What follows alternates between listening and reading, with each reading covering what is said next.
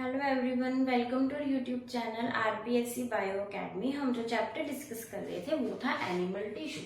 और animal tissue के बारे में हमने इंट्रोडक्शन कल देख लिया था और हमारा टॉपिक स्टार्ट हो गया था एनिमल टिश्यू के अंदर एपिथेलियल टिश्यू। हमने एपिथेलियल टिश्यू की जनरल डिटेल्स के बारे में डिस्कस कर लिया था कि क्या होता है एपिथेलियल टिश्यू। एपी का मतलब होता है ऊपर, थीलियल का मतलब होता है लेयर, यानी किसी और लेयर के ऊपर प्रेजेंट टिश्यू को क्या बोला जाता है, एपिथेलियल टिश्यू कहा जाता है। एपिथेलियल टिश्यू कहाँ कहाँ प्रेजेंट होता है हमने ये भी डिस्कस किया था, जैसे कि हमारे ब्लड वेसल्स के अंदर जिसे एंडोथेलियम कहा जाता है। हमारी बॉडी की कैविटीज जो होती है वो इससे लाइंड होती है, जिसे कि मेसोथेलियम कहा जाता है, जैसे पेरिकार्डियम। उसके अलावा हमने कहा था हमारे स्किन के ऊपर ये प्रेजेंट होता है। तो ये हमने देखा था कल general details about epithelial tissue. तो आज हम डिस्कस करते हैं एपिथेलियल टिश्यू के टाइप्स। तो अगर हम डिस्कस करें एपिथेलियल टिश्यू के टाइप्स, तो एपिथेलियल टिश्यू जनरली 2 टाइप्स का होता है। एक होता है सिंपल एपिथेलियल टिश्यू और एक होता है कंपाउंड एपिथेलियल टिश्यू। तो simple and compound epithelial tissue 2 type of epithelial tissue present होते हैं। अब जो हमारे क्वेश्चन आया हुआ है ग्रेड 1 के अंदर, उसमें से सिर्फ इतना सा ही क्वेश्चन पूछा गया था कि इनमें से कौन सा टिश्यू जो है वो कंपाउंड एपिथेलियल टिश्यू नहीं है, और एक एग्जांपल किसका डाल दिया था, सिंपल एपिथेलियल टिश्यू का। तो हमारे जो यहाँ से क्वेश्चन आता है वो बहुत ही सरफेस से क्वेश्चन आता है, तो हमें इतनी ज्यादा टेंशन लेने की बात नहीं है, क्योंकि इस पूरे चैप्टर के अंदर हमने एग्जाम्पल्स ही एग्जाम्पल्स लर्न करने हैं। तो ये जो चैप्टर है थोड़ा सा टिपिकल हो जाता है, लेकिन जो एग्जाम्पल्स होते हैं वो बहुत ही सुपरफिशियल तरीके से आते हैं और हम उसको इस तरीके से याद करेंगे कि हम उसे कभी भूलें ना। ठीक है, तो हम देखते हैं सिंपल एंड कंपाउंड टिश्यूज के बारे में। सबसे पहले हम देख लेते हैं कि एक मेजर जो बेसिक डिफरेंस है, क्या होता है सिंपल एपिथेलियल टिश्यू और क्या होता है कंपाउंड एपिथेलियल टिश्यू। अगर बेसमेंट मेम्ब्रेन के ऊपर सिर्फ एक लेयर प्रेजेंट हो, अगर बेसमेंट मेम्ब्रेन के ऊपर सिर्फ एक लेयर प्रेजेंट हो तो हम उसे क्या बोलते हैं, सिंपल एपिथेलियल टिश्यू। और अगर वही बेसमेंट मेम्ब्रेन पर एक से ज्यादा लेयर्स प्रेजेंट हो, जैसे कि हमने कहाँ देखी थी, जैसे कि हमने देखी थी जब हमने किसका डायग्राम बनाया था, स्किन का डायग्राम बनाया था, जहां पर क्या हो गया था, कॉर्निफिकेशन हो गया था। तो ये कौन सा टिश्यू बन जाएगा, ये बन जाएगा कंपाउंड टिश्यू। यानी एक लेयर जहां पर प्रेजेंट हो वो होगा सिंपल एपिथेलियल टिश्यू, जहां एक से ज्यादा लेयर हो वो हो जाएगा कंपाउंड एपिथेलियल टिश्यू। अभी हम डिस्कस करते हैं सिंपल एपिथेलियल टिश्यू के टाइप्स के बारे में। अगर हम बात करें सिंपल एपिथेलियल टिश्यू के टाइप्स की, तो सिंपल एपिथेलियल टिश्यू हो सकता है simple squamous epithelium, squamous epithelium जिससे हम क्या बोलते हैं, शल की उपकला। उसके बाद आएगा यहाँ पर क्यूबॉइडल, जिसे घनाकार बोला जाता है। फिर आएगा यहाँ पर कॉलमनर, जिसे पिलर लाइक बोला जाता है, स्तंभ भी बोला जाता है। उसके बाद आएगा pseudo stratified.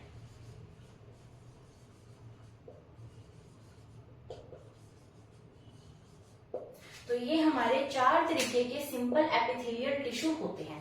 Compound epithelial tissue जो होते हैं वो हम बाद में पढ़ेंगे। इसके 2 मेजर टाइप होते हैं, एक स्ट्रेटिफाइड और एक ट्रांजिशनल, वो हम बाद में पढ़ने वाले हैं।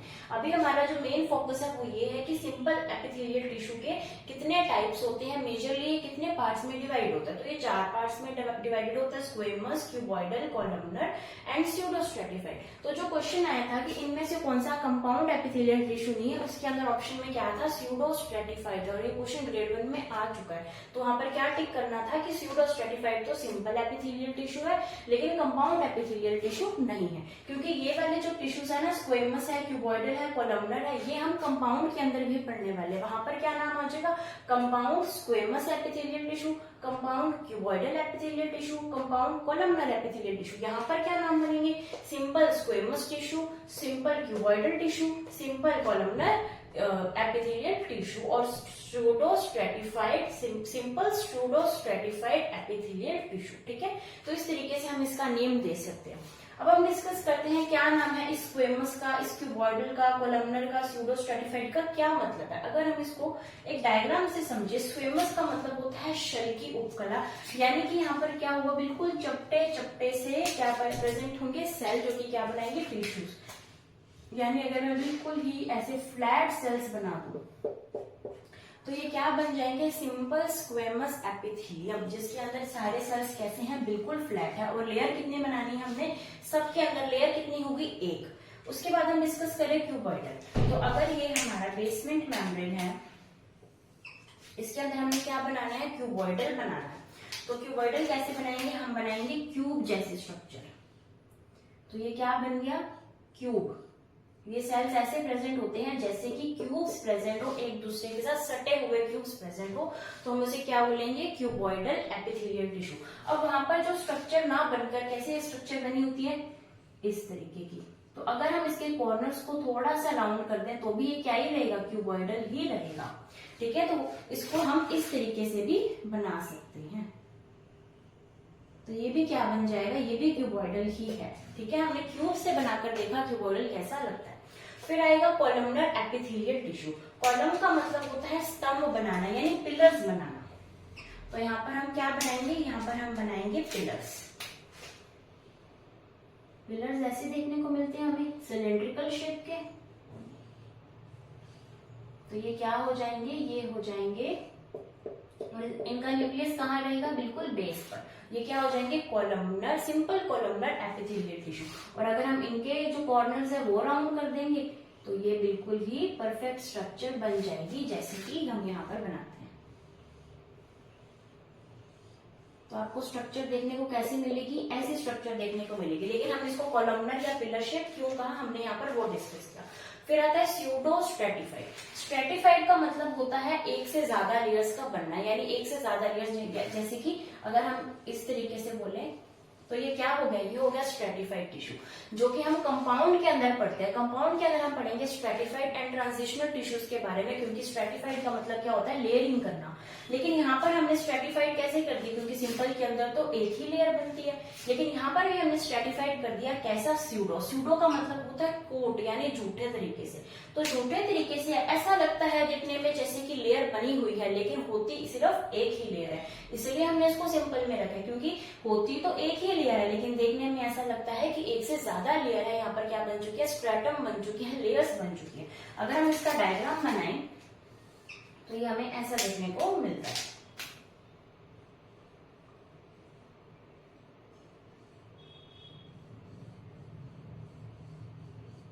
तो यहाँ पर हमें देखने को लग रहा है कि ये वाली लेयर अलग है और ये वाली लेयर अलग है, लेकिन ऐसा नहीं है। ये कैसी है, ये सिंगल लेयर है, इसलिए हमने इसको किसमें रखा, सिंपल एपिथेलियल टिश्यू में ही रखा।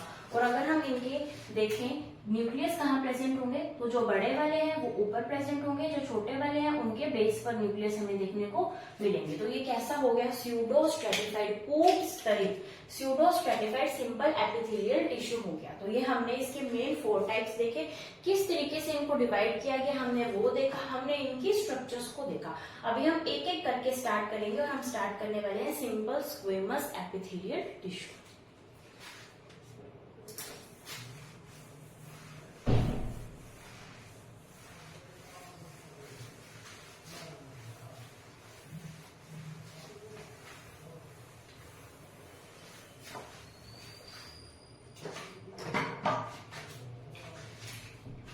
अभी हम पढ़ते हैं सिंपल स्क्वेमस एपिथेलियल टिश्यू। तो ये कैसा है, स्क्वेमस, कौन से टाइप का है, सिंपल टाइप का। Simple squamous epithelial tissue, simple का मतलब है लेयरिंग कैसी होगी, लेयरिंग एक होगी। तो हम इसको बनाएं,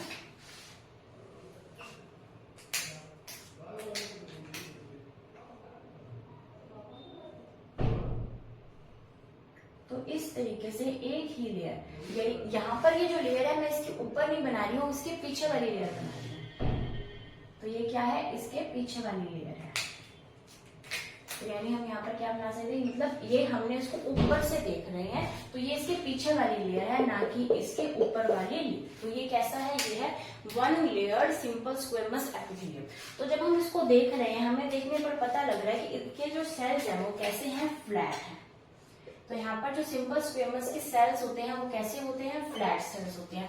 इनको देखने पर ऐसे लगता है जैसे कि फ्लोर के ऊपर किसी ने टाइल्स लगा रखी हो। तो हम इसको कैसे बोल सकते हैं, ऐसे लगता है जैसे टाइल्स ऑन फ्लोर, जैसे कि किसी ने फ्लोर के ऊपर टाइल्स रख रखी हो, बिल्कुल ही ऐसे सिस्टमेटिक तरीके से यहाँ पर ये ज्वाइन रहते हैं। कोई इंटरसेलुलर स्पेस नहीं है, तो हम लिख सकते हैं नो इंटरसेलुलर स्पेस। लेकिन यहाँ से कोई भी क्वेश्चन पूछा नहीं जाता, जो क्वेश्चन आएंगे वो आएंगे इनके एग्जाम्पल्स में से।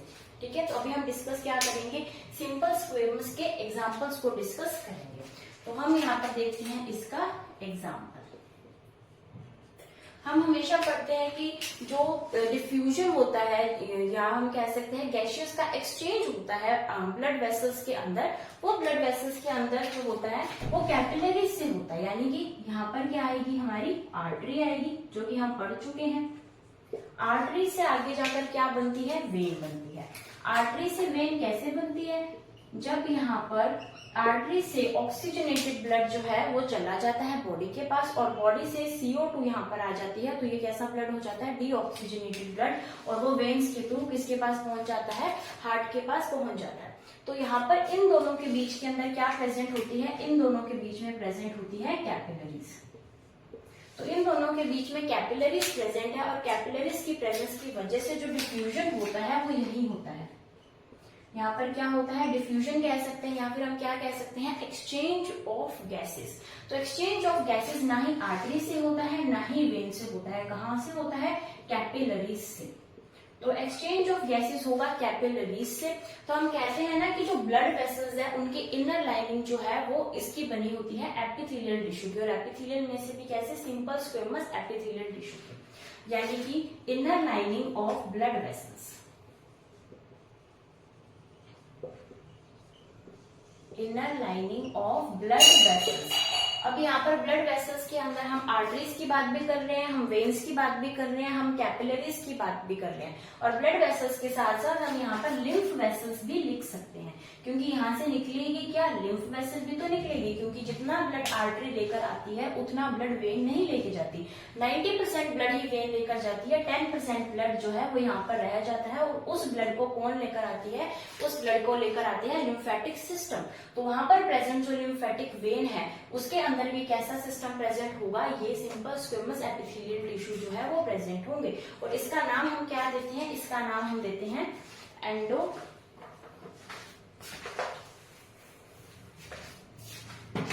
इसका नाम हम देंगे एंडोथीलियम।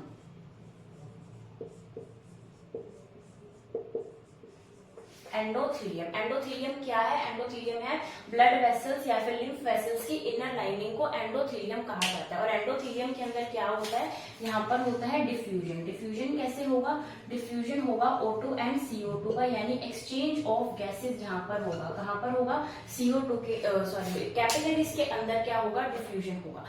उसके बाद जो यहाँ पर एक तो हम कहते हैं एक्सचेंज ऑफ गैसेस जो होता है वो होता है टिश्यू लेवल पर, जैसे हमने अभी डिस्कस किया आर्टरीज और वेन्स वाला।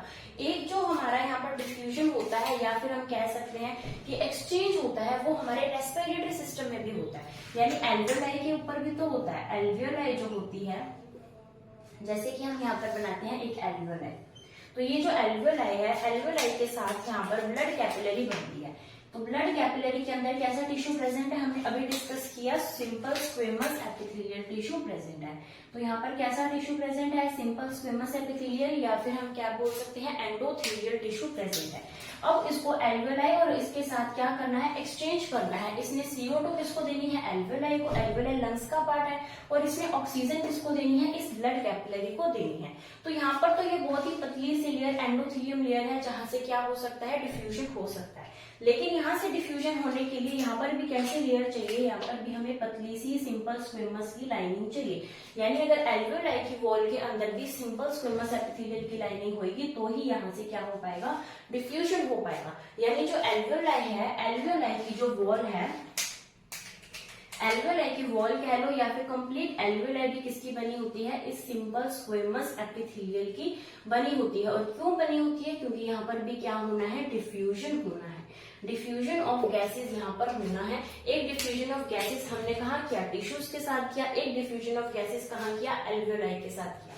तो inner lining of blood vessels या फिर लिम्फ वेसल्स, जिसको हमने क्या बोला, एंडोथेलियम। सेकंड हमने बोला एल्वियोलाई की वॉल, या फिर सिंपल एल्वियोलाई को भी हम ले सकते हैं, इसके अंदर सिंपल स्क्वेमस एपिथेलियम पाया जाता है, जो कि डिफ्यूजन के अंदर हेल्प करता है। एंडोथेलियम के अलावा हमने एक टर्म और पढ़ी थी, वो थी मीजोथेलियम। तो मीजोथेलियम के अंदर भी कैसा पाया जाता है, सिंपल स्क्वेमस एपिथेलियम पाया जाता है। मीजोथेलियम का क्या मतलब है, मीजोथेलियम का मतलब है हमारी बॉडी की कैविटीज कैसे लाइन होती हैं, जैसे कि पेरिकार्डियम, यानी कि हमारे हार्ट की वॉल, ये हमने कल ही डिस्कस कर लिया था। हार्ट की वॉल जो होती है वो सिंपल स्क्वेमस एपिथेलियम की बनी होती है, जैसे कि प्लूरल मेम्ब्रेन,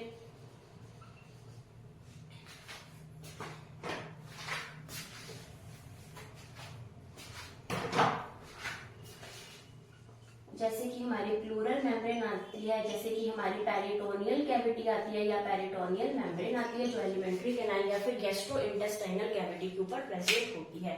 तो मेसोथेलियम के अंदर इन सब के अंदर भी कौन सा टिश्यू प्रेजेंट होता है? Simple squamous epithelial tissue present होता है। अभी तक हमने एक ब्लड वेसल का एग्जाम्पल पढ़ा है, फिर हमने किसका पढ़ा है, इसका हमने पढ़ा है एल्वेओलाई का, फिर हमने पढ़ा है मेसोथेलियम का। इन सब के अंदर कौन सा टिश्यू प्रेजेंट होता है? सिंपल स्क्वेमस टिश्यू प्रेजेंट होता है।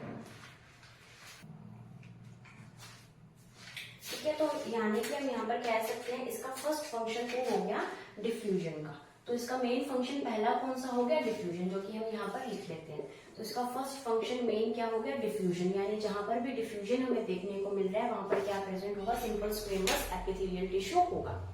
उसके बाद हम डिस्कस करते हैं कि यहाँ पर हमने ये जो क्वेश्चन लिखा था, inner lining of blood vessels जो होती है ये सिंपल स्क्वेमस एपिथेलियल की बनी होती है, और ये क्वेश्चन ग्रेड 1 में पूछा जा चुका है। जब एक क्वेश्चन हमने वो डिस्कस किया था कि इनमें से कौन सा सिंपल स्क्वेमस नहीं है।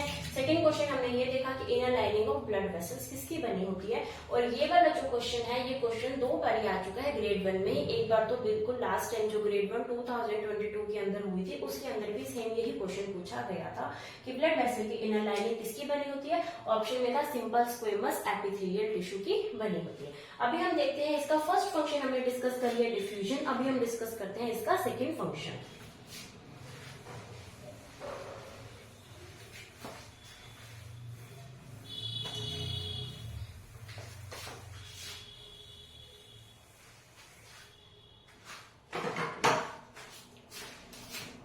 अभी हम क्या डिस्कस करते हैं? इसका सेकंड फंक्शन। सेकंड फंक्शन को अगर हम लिखें तो हम लिख सकते हैं फिल्ट्रेशन। किसके अंदर काम करते हैं? फिल्ट्रेशन के अंदर। यानी एक तो सिंपल स्क्वेमस एपिथेलियम जो है वो डिफ्यूजन के अंदर हेल्प करेगा और एक हेल्प करेगा फिल्ट्रेशन के अंदर। फिल्ट्रेशन के अंदर ये किस तरीके से हेल्प करता है? हमारी बॉडी के अंदर फिल्ट्रेशन मेन कहाँ होता है? हमारी बॉडी के अंदर अगर हम बात करें फिल्ट्रेशन की, तो फिल्ट्रेशन होता है किडनी के अंदर, और किडनी के अंदर भी कहाँ पर होता है? नेफ्रॉन के अंदर होता है। किडनी की स्ट्रक्चरल एंड फंक्शनल यूनिट क्या है? नेफ्रॉन। तो नेफ्रॉन के अंदर होने वाला जो फिल्ट्रेशन है वो इसके अंदर आता है। तो कंप्लीट नेफ्रॉन का पार्ट यहाँ पर नहीं आता, क्योंकि नेफ्रॉन का कुछ पार्ट जो है वो क्यूबॉइडल के अंदर आता है। मेजरली नेफ्रॉन जो होता है वो क्यूबॉइडल के अंदर आता है, सिंपल क्यूबॉइडल टिश्यू के अंदर, लेकिन कुछ पार्ट नेफ्रॉन का यहाँ पर भी आता है। तो हम डिस्कस करते हैं कि कौन सा पार्ट यहाँ पर आता है। तो हम सबसे पहले एक नेफ्रॉन की स्ट्रक्चर बनाते हैं ताकि हम समझ पाए।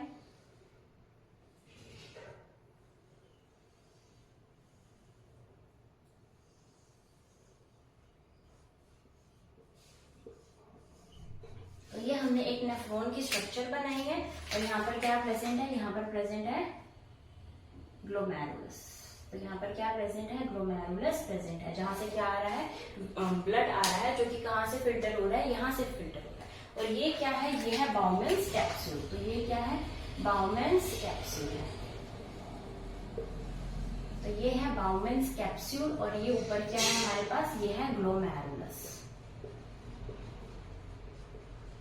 ये है ग्लोमेरुलस। अब यहाँ पर कौन सा पार्ट आएगा? फिल्ट्रेशन कहाँ होता है? फिल्ट्रेशन तो मेनली यही होता है। यहाँ पर तो क्या चलेगा? यहाँ पर चलेगा इधर का ट्रांसपोर्ट, यानी कि यहाँ से तो वाटर एंटर करता है, फिर आयंस बाहर निकलते हैं, तो यहाँ पर तो दूसरे तरीके का चल रहा है। लेकिन यहाँ पर क्या चल रहा है? फिल्ट्रेशन मेनली कहाँ चलता है? इस बाउमेन्स कैप्सूल के ऊपर चलता है। तो अगर हम बाउमेन्स कैप्सूल की बात करें तो इस बाउमेन्स कैप्सूल में फिल्ट्रेशन क्यों होता है? क्योंकि यहाँ पर स्पेशल सेल्स प्रेजेंट होते हैं जिसका नाम होता है पोडोसाइट्स। और पोडोसाइट्स ये क्वेश्चन भी ग्रेड 1 में आ चुका है। तो कौन से सेल्स प्रेजेंट होते हैं? तो यहाँ क्या प्रेजेंट होते हैं? पोडोसाइट्स प्रेजेंट होते हैं। और पोडोसाइट्स कहाँ प्रेजेंट है? बाउमेन्स कैप्सूल के ऊपर।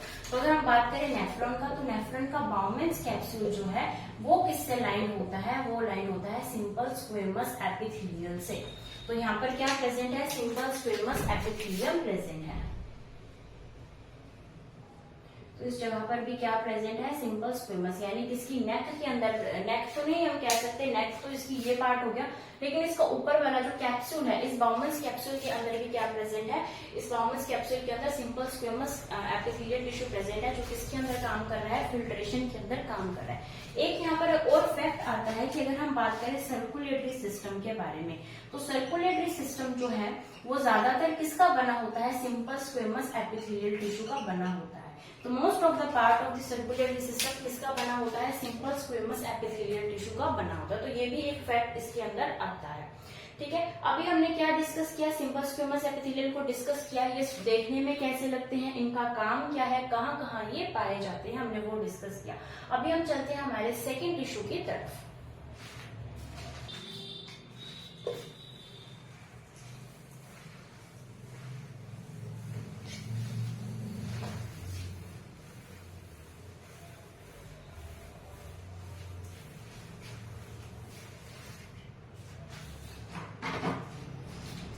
सेकेंड टिश्यू कौन सा है हमारा, क्यूबॉइडल एपिथेलियल टिश्यू। तो सिंपल क्यूबॉइडल एपिथेलियल टिश्यू, ये भी कैसा है, सिंपल वाला, यानी हम बाद में कंपाउंड के भी पढ़ने वाले हैं। तो ये कौन सा है, सिंपल क्यूबॉइडल एपिथेलियल टिश्यू। हम साइड में एक बार और लिख के देखते हैं कि हमने क्या पढ़ा था। अभी अभी हमने स्क्वेमस एपिथेलियल टिश्यू के बारे में पढ़ा था। स्क्वेमस एपिथेलियल टिश्यू के अंदर हमने 3 ही बातें याद करनी है। स्क्वेमस के अंदर हमने 3 बातें याद करनी है। पहली बात हमने ये बात याद करनी है कि क्या है, डिफ्यूजन के अंदर जहां जहां डिफ्यूजन हो रहा है वहां वहां simple squamous epithelial tissue present हुआ। और इसके अंदर हमने किसका एग्जांपल याद किया था, ब्लड वेसल्स का या फिर एंडोथेलियम का और एल्वेओलाई का। तो डिफ्यूजन देखते ही हमें याद आ जाएगा, स्क्वेमस देखते ही हमें 2-3 चीजें याद करनी, जिसमें से एक डिफ्यूजन और डिफ्यूजन से हमें वो 2 एग्जाम्पल्स याद आ जाएंगे। सेकेंड हमने चीज यहाँ पर याद रखनी है फिल्ट्रेशन के बारे में। फिल्ट्रेशन जो है वो भी कौन कर रहा है, सिंपल स्क्वेमस एपिथेलियम कर रहा है। फिल्ट्रेशन से हमें बाउमन्स कैप्सूल जो है वो याद आ जाएगा। और थर्ड हमने जो यहाँ पर याद करना है वो याद करना है हमने मीजोथेलियम के बारे में हमने याद रखना है। तो हमारे पास 3 एग्जांपल्स, अगर हमें 3 पॉइंट्स याद हैं किसके अंदर, सिंपल स्क्वेमस एपिथेलियल के अंदर, तो हमारा सिंपल स्क्वेमस एपिथेलियम रेडी है। यानी जो क्वेश्चंस आएंगे वो इन्हीं तीनों पॉइंट से ही आने वाले, क्योंकि अब तक क्वेश्चंस एग्जांपल से ही पूछे गए हैं। उसके बाद हमारा सेकेंड पार्ट आ जाता है क्यूबॉइडल। क्यूबॉइडल के अंदर हमने क्या याद रखना है, क्यूबॉइडल के अंदर भी हमने कुछ ही पॉइंट्स याद रखने हैं, और ये कुछ पॉइंट्स लर्न करते ही हमारा क्यूबॉइडल एपिथेलियल टिश्यू भी कंप्लीट हो जाएगा। अब उनके अंदर हमने क्या याद रखना है, उनके अंदर हमने पहला पार्ट याद रखना है नेफ्रॉन। जो नेफ्रॉन की स्ट्रक्चर हमने अभी बनाई थी, हमने वही नेफ्रॉन को याद रखना है, यानी नेफ्रॉन का फिल्ट्रेशन वाला पार्ट तो इसके अंदर आएगा, बाकी सारा नेफ्रॉन का पार्ट किसके अंदर आ जाएगा, क्यूबॉइडल के अंदर आ जाएगा। उसके बाद हमने याद रखने हैं ग्लैंड्स के बारे में। क्या याद रखना है, ग्लैंड्स के बारे में। तो ग्लैंड्स, जितने भी ग्लैंड्स हैं, मेनली जो ग्लैंड्स यहाँ पर हम देखेंगे, हम उनको डिस्कस करेंगे। तो ग्लैंड्स जो है वो क्यूबॉइडल एपिथेलियल टिश्यू के अंदर ही आते हैं, क्योंकि ग्लैंडुलर जो फंक्शन होता है वो क्यूबॉइडल का फंक्शन ही होता है। उसके अलावा हमने याद रखना है यहाँ पर lower respiratory tract. Lower respiratory tract यानी ब्रोंकियोल्स वाला पार्ट जो है वो याद रखना है। और ग्लैंड्स के साथ ही हमने यहाँ पर एक चीज और याद रखनी है, हमारी आई के कुछ पार्ट्स जो है वो भी यहाँ पर बनेंगे। तो क्यूबॉइडल के अंदर हमने 4 चीजें याद करनी है, nephrons, glands, I and lower respiratory system. अब ये किस तरीके से याद रखनी है वो हम यहाँ पर डिस्कस करते हैं। तो सबसे पहले हम इसकी स्ट्रक्चर बना लेते हैं कि कैसा दिखता है हमारा क्यूबॉइडल सिंपल एपिथेलियल टिश्यू। तो कुछ इस तरीके से इसकी जो स्ट्रक्चर होती है वो कैसी होती है, क्यूब लाइक घनाकार जो होती है वो इसकी स्ट्रक्चर होती है। हम चाहे तो उसके पीछे भी बना सकते हैं, लेकिन ये लेयरिंग नहीं है, हमें ये बात का पता होना चाहिए। ये एक ही लेयर है, ये इसके पीछे वाले सेल्स है। तो उसके बाद हमने डिस्कस किया cuboidal simple cuboidal epithelial tissue. तो हमने देखा ये क्यूब लाइक सेल्स के द्वारा बना होता है। अब इसका जो हम मेन यहाँ से क्वेश्चन पूछा जाता है वो यही पूछा जाता है कि इसके फंक्शंस क्या है, क्योंकि हमें इसके स्ट्रक्चर का पता चल गया। अब हमने क्या देखना है, इसके फंक्शंस क्या है। तो इसका फंक्शन की अगर हम बात करें तो हमने सबसे पहला फंक्शन क्या देखा है, नेफ्रॉन के अंदर होता है। लेकिन नेफ्रॉन सारा जो है वो बटा हुआ है, यानी नेफ्रॉन का कुछ पार्ट जो है उसके अंदर सीलिया प्रेजेंट होते हैं, नेफ्रॉन का कुछ पार्ट है जिसके अंदर ग्लैंड्स प्रेजेंट होते हैं। तो नेफ्रॉन जो है वो भी डिफरेंट तरीके से यहाँ पर बटा हुआ है, उसके पार्ट्स भी। तो हम उसी हिसाब से जो क्यूबॉइडल है उसके पार्ट्स भी हम यहाँ पर बनाते हैं। तो जो क्यूबॉइडल एपिथेलियल टिश्यू है ये भी आगे बटा हुआ है। सबसे पहले तो एक आएगा नॉर्मल क्यूबॉइडल टिश्यू, ठीक है। फिर आ जाएगा हमारे पास ब्रश बोर्ड, और फिर हमारे पास आ जाएगा थर्ड सिलिएटेड।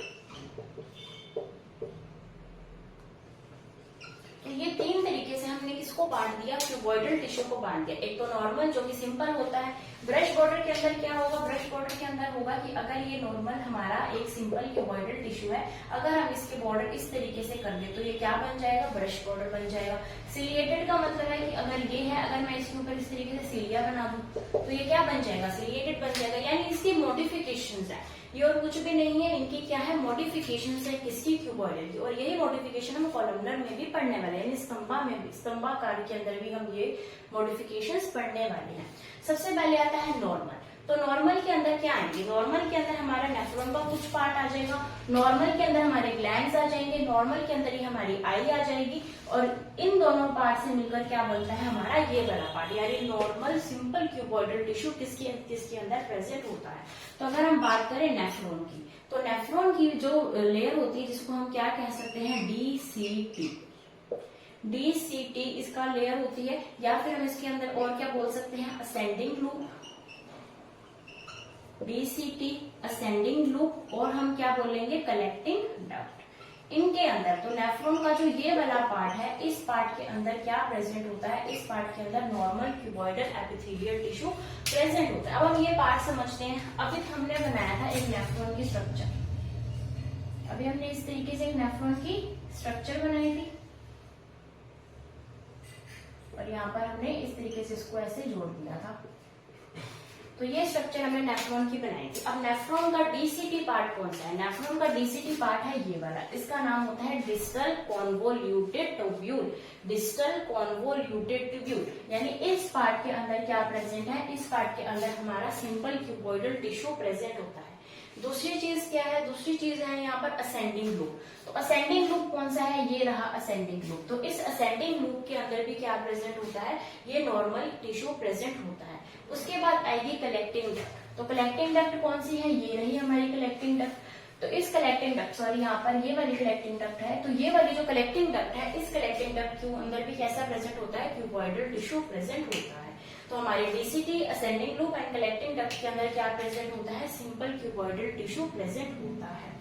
उसके अलावा यहाँ पर हमने किस चीज के बारे में बात की कि हमारे कुछ ग्लैंड्स हैं, उन ग्लैंड्स के अंदर भी क्या प्रेजेंट होता है, नॉर्मल क्यूबॉइडल टिश्यू प्रेजेंट होता है। तो ग्लैंड्स के अंदर क्या आएगा, जैसे कि हमने कुछ ग्लैंड्स के अंदर इस तरीके के फॉलिकल्स पढ़े थे, और ये फॉलिकल्स हमने एंडोक्राइन सिस्टम के अंदर पढ़े थे, और हमने तीन ही चीजों के फॉलिकल्स पढ़े थे। एक फॉलिकल हमने पढ़ा था थाइमस का, एक फॉलिकल हमने पढ़ा था पैनक्रियाटिक का, इसे हमने पैनक्रियाटिक ऐसे नहीं बोला था, और एक हमने पढ़ा था थायराइड का।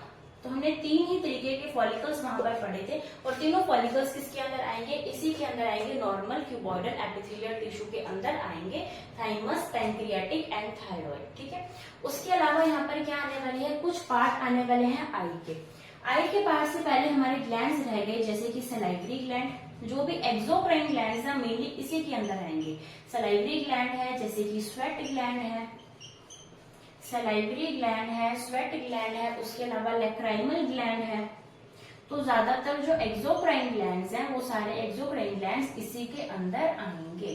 ठीक है। उसके बाद की एग्जांपल हम देखते हैं।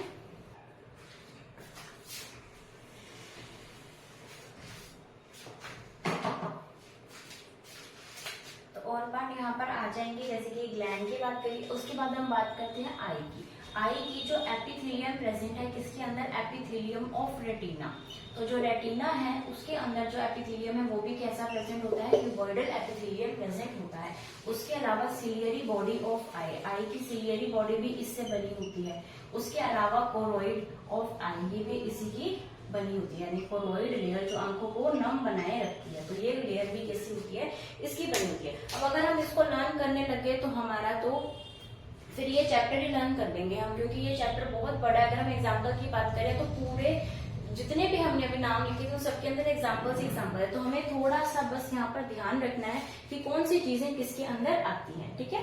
तो उसके अलावा हमने कहाँ पढ़ा, हमने नॉर्मल के अंदर क्या पढ़ा, DCT, ascending loop, collecting duct, जो कि यहाँ पर हमने देखी। एक हमने यहाँ पर क्या देखा था, हमने पिछला जो पढ़ा था सिंपल स्क्वेमस एपिथेलियम, उसके अंदर हमने बाउमेन्स कैप्सूल का एग्जाम्पल यहाँ पर दिया था। उसके अलावा यहाँ पर एक एग्जांपल आता है कि ये जो डिसेंडिंग लूप है इसके अंदर भी क्या प्रेजेंट होता है, सिंपल स्क्वेमस एपिथेलियम प्रेजेंट होता है। तो आप नोट कर लेना कि इसकी डिसेंडिंग लूप में तो सिंपल स्क्वेमस होता है और इसकी असेंडिंग लूप में कौन सा प्रेजेंट होता है, क्यूबॉइडल एपिथेलियम प्रेजेंट होता है।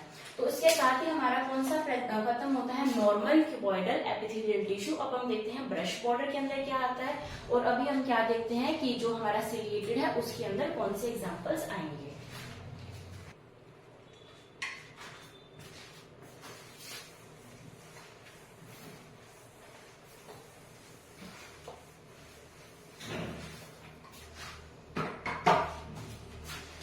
आता है इसके अंदर हमारा सेकंड क्या नाम है, brush border. Brush border epithelial tissue के अंदर हमने सिर्फ एक ही एग्जांपल याद करना है, वो करना है हमने PCT of nephron. PCT of nephron, PCT का मतलब है प्रोक्सिमल कॉन्वोल्यूटेड ट्यूब्यूल, समीपस्थ कुंडलित नलिका। तो ये क्या है, प्रोक्सिमल कॉन्वोल्यूटेड ट्यूब्यूल कौन सी होती है, ये होती है। तो ये कौन सा पार्ट है, पीसीटी पार्ट है, और इस पीसीटी पार्ट के अंदर क्या प्रेजेंट है, ब्रश बॉर्डर प्रेजेंट है। यानी इनके सेल्स के ऊपर इस तरीके की विलाय जैसी स्ट्रक्चर जो है वो बनती है। तो ये कैसा हो गया, ये हो गया ब्रश बॉर्डर। अगर हम बात करें इस यहाँ पर ब्रश बॉर्डर का क्या काम है, ब्रश बॉर्डर का काम है कि यहाँ पर हमारा जो फिल्ट्रेट आया है, यानी यहाँ पर क्या था, ग्लोमेरुलस था, ब्लड वेसल्स थे, तो यहाँ से निकलकर जो भी हमारा फिल्ट्रेट आया है वो यहाँ से आगे जाएगा, और पीसीटी क्या करेगी, इस फिल्ट्रेट के अंदर से जो भी उसके काम की चीज है, हमारी बॉडी के काम की चीज है, उसको एब्जॉर्प्शन किया जाएगा। यानी जो भी हमारा फिल्ट्रेट है उसका 90% एब्जॉर्प्शन तो यही कर लिया जाता है। तो 90% जो एब्जॉर्प्शन है वो पीसीटी पार्ट के अंदर किया जाएगा। तो ये किसका एग्जाम्पल है, ब्रश बॉर्डर का एग्जाम्पल, और ये बहुत इंपॉर्टेंट भी है। ठीक है, उसके बाद हम डिस्कस करते हैं हमारा थर्ड जो रह चुका है, जो कि है ciliated. Ciliated simple cuboidal tissue. अगर हम बात करें सिलिएटेड की, यानी यहाँ पर क्या होंगे कि अगर इस तरीके से हमारे सामने क्यूबॉइडल टिश्यू है तो यहाँ से क्या निकल रहे होंगे, सीलिया निकल रहे होंगे। और ये जो सीलिया है ये कहाँ प्रेजेंट होते हैं, अगर हम इसको डिस्कस करें कहाँ प्रेजेंट होते हैं, तो हमारे यहाँ पर ग्लैंड्स कंप्लीट हो गए, आई कंप्लीट होगी, नेफ्रॉन कंप्लीट हो गए, तो क्या रह गया, लोअर रेस्पिरेटरी ट्रैक। तो जो लोअर रेस्पिरेटरी ट्रैक है उसके अंदर हमें ये देखने को मिलते हैं। रेस्पिरेटरी ट्रैक के अंदर ये क्यों प्रेजेंट होते हैं, रेस्पिरेटरी ट्रैक के अंदर इसलिए प्रेजेंट होते हैं कि हमारे लंग्स में पहुंचने से पहले हमारा जो कंप्लीट रेस्पिरेटरी सिस्टम जो है वो सीलिया से बना होता है, उसकी सेल्स के ऊपर सीलिया प्रेजेंट होते हैं, ताकि कोई भी डस्ट पार्टिकल, कोई भी फॉरेन पार्टिकल जो है वो इन सीलिया से जो है वो अटैच हो जाए, हमारे लंग्स तक ना पहुंच पाए। इसलिए बाहर एक जगह पर सीलिया प्रेजेंट होते हैं हमारे रेस्पिरेटरी ट्रैक के अंदर। उसके अंदर जो लोअर वाला रेस्पिरेटरी ट्रैक है उसके अंदर क्यूबॉइडल प्रेजेंट होंगे, जो अपर वाला रेस्पिरेटरी ट्रैक है यानी कि हमारा जो ऊपर ब्रोंकस आएगा या ब्रोंकस से ऊपर वाला जितना भी पार्ट रह जाएगा उन सब पार्ट के अंदर क्या रहेगा, उन सब पार्ट के अंदर कोलमनर सिलिएटेड टिश्यू आ जाएगा। तो यहाँ पर क्या एग्जांपल आएगा, लोअर रेस्पिरेटरी ट्रैक के अंदर क्या प्रेजेंट है, हमारा सिलिएटेड टिश्यू प्रेजेंट है। ठीक है, तो इसके साथ ही हमारा जो लोअर रेस्पिरेटरी ट्रैक है वो भी कंप्लीट होता है। हमने बात की थी ग्लैंड्स की, हमने किसकी बात की थी यहाँ पर, ग्लैंड्स की। तो क्या हम ये कह सकते हैं कि जो मेल के अंदर प्रेजेंट है टेस्टिस और फीमेल के अंदर जो प्रेजेंट है ovary, in testis and ovary ये भी एक तरीके के ग्लैंड है। तो बिल्कुल टेस्टिस एंड ओवरी ये दोनों मिक्स्ड ग्लैंड है, ना ही ये एंडोक्राइन ग्लैंड है ना ही ये एक्सोक्राइन ग्लैंड है। और ये ग्लैंड भी किसके अंदर आते हैं, ये ग्लैंड भी क्यूबॉइडल एपिथेलियम के बने होते हैं, यानी इनकी जो एपिथेलियम होती है जिसको हम क्या नेम देते हैं, जर्मिनल एपिथेलियम। यानी इनकी जो एपिथेलियल होती है, जो हमने पीजीसी सेल बनाई थी डेवलपमेंटल बायोलॉजी में, तो इनकी ये क्या थी, जर्मिनल एपिथेलियम थी, और ये जर्मिनल एपिथेलियम भी क्यूबॉइडल की बनी होती है। और अगर हमें इसको क्लासीफाई भी करना पड़े तो हम इसको नॉर्मल में ही क्लासीफाई करेंगे, क्योंकि ना इसके ऊपर कोई ब्रश बॉर्डर है, क्योंकि ना ही कोई यहाँ पर एब्जॉर्प्शन हो रही है, ना ही यहाँ पर कोई सीलिया है, तो हम इसको नॉर्मल में ही लेंगे। लेकिन ये इंपॉर्टेंट है कि जर्मिनल एपिथेलियम किसकी बनी होती है, तो जर्मिनल एपिथेलियम क्यूबॉइडल टिश्यू की बनी होती है। तो इसी के साथ ही हमारा जो क्यूबॉइडल एपिथेलियल टिश्यू है वो कंप्लीट होता है, और हमने इसको स्क्वेमस एंड क्यूबॉइडल टिश्यू दोनों को तीन पॉइंट्स के अंदर हमने इसको इकट्ठा कर लिया, तो हमारे सामने जो क्वेश्चन आएगा वो इसी से ही आएगा। अगर हमारे माइंड में ये चीजें बनी हुई है तो ये हमें अपने आप ही याद हो जाएगा। और कभी भी इतना डीप क्वेश्चन नहीं आया है जितना डीप हम पढ़ रहे हैं। हमेशा सुपरफिशियली बिल्कुल ऊपर से क्वेश्चन आया, तो इतना ज्यादा दिमाग खराब इस चैप्टर के ऊपर हमने नहीं करना है, क्योंकि 1 या 2 ही क्वेश्चन यहाँ से बनने वाले हैं। ठीक है, अभी हम इसके बाद इससे आगे पढ़ेंगे। हम कल के लेक्चर में कोलमनर एपिथेलियल टिश्यू बनेंगे और स्यूडो स्ट्रेटिफाइड को भी खत्म करके और हम कंपाउंड टिश्यू को स्टार्ट कर देंगे। तब तक आप वीडियो को लाइक कीजिए, शेयर कीजिए, हमारे चैनल को सब्सक्राइब कीजिए और हमारे टेलीग्राम चैनल को ज्वाइन कीजिए। Thank you.